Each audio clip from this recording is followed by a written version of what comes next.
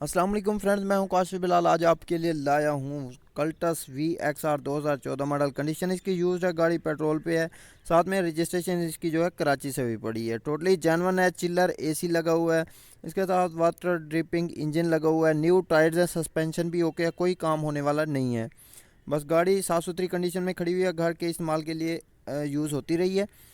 अभी अगर आप गाड़ी ख़रीदना चाहते हैं तो भाई का जो है कॉन्टैक्ट नंबर बिलाल भाई का वो स्क्रीन के ऊपर शो हो रहा है, आप इनसे रब्ता कर सकते हैं। और डिमांड की बात करें तो इसकी है 10,75,000 रुपये भाई की डिमांड है। तो सिर्फ मैं आपको हर बार कहता रहता हूँ, सिर्फ सीरियस बायर ही रब्ता किया करें, क्योंकि अपना टाइम भी वेस्ट मत किया करें और साथ में दूसरे का टाइम भी ज़ाया मत किया करें। उसके बाद जरा लोकेशन की बात करें तो रहीम यार खान में गाड़ी मौजूद है।